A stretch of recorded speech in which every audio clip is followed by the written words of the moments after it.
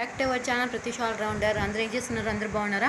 నేను కూడా చాలా బాగున్నాను. I am so very very fine. And also ఇప్పుడు మ్యాటర్ వచ్చేసి ఏంటంటే, మన ఛానల్ని కొత్తగా ఎవరైనా సబ్స్క్రైబ్ చేసి కొత్తగా చూడని వాళ్ళు ఉంటే వెంటనే సబ్స్క్రైబ్ మై ఛానల్. మేము చెప్పే వీడియోస్ అన్నీ అండ్ ఆల్సో హెయిర్ స్టైల్ అన్నీ ముందుగానే మీ ఫోన్కి వీడియోస్ వచ్చేస్తుంటాయి. అందుకని సబ్స్క్రైబ్ మై ఛానల్.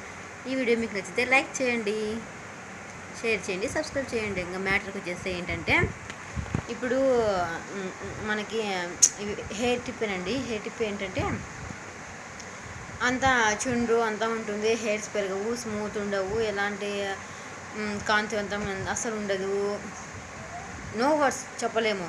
అలాంటి వాళ్ళకి మంచి టిప్ ఏంటంటే, మన ఇంట్లో దొరికే టిప్పే, హోమ్ టిప్. చెప్పుకొని చూద్దాం.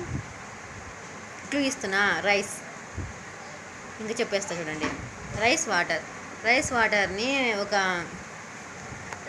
రైస్ని ఒక 3 లేదా 4 గంటల సేపు నానబెట్టేసి ఆ రైస్ వాటర్ని ఉంచేసిన తర్వాత ఒక బాటిల్లోకో లేదా ఒక గిన్నెలోకో తీసుకొని ఆ వాటర్ని తలకంతా అప్లై చేసుకోండి. మంచి రిజల్ట్ ఉంటుంది. నేను చాలా సొల్యూషన్, నాకు కూడా కొంచెం పెరిగినాయి, చూసుకోండి మీరు చూస్తే.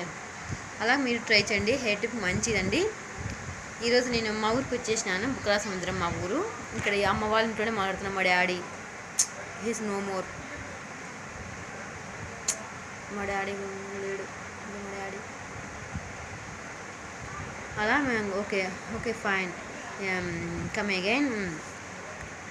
రైస్ వాటర్లోకి హెయిర్కి అంతా అప్లై చేసేసి ఒక ½ అవర్ దాకా 1 అవర్ దాకా అలాగే ఉంచండి. తర్వాత వాష్ చేసుకొని మంచి రిజల్ట్ ఉంటుంది.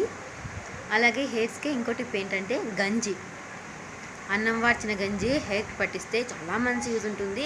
మీరు కూడా తప్పకుండా ట్రై చేయండి. ఇది కూడా అప్లై చేసిన తర్వాత 1 అవర్ ఉన్న తర్వాత వాష్ చేసుకోండి, మంచిగా యూజ్ ఉంటుంది.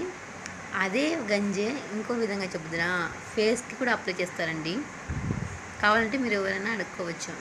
ట్రై చేయండి. ఫేస్కి అంతా అప్లై చేసేసి మంచిగా అప్లై చేసేసి ఫేస్కి అంతా మంచిగా ఫేస్కి అప్లై చేసేస్తే మంచి రిజల్ట్ ఉంటుంది. చాలా గుడ్ మీకే బెనిఫిట్, గుడ్ విల్ కూడా ఉంటుంది. ట్రై చేయండి. హెయిర్ టిప్కి రైస్ వాటర్ అండ్ ఆల్సో గంజి అండ్ ఆల్సో ఫేస్కి గంజి 15 మినిట్స్ తర్వాత వాష్ చేసుకోండి, మంచి యూజ్ ఉంటుంది. బాయ్. అంటల్ దెన్ ఆదాబ్. బాయ్.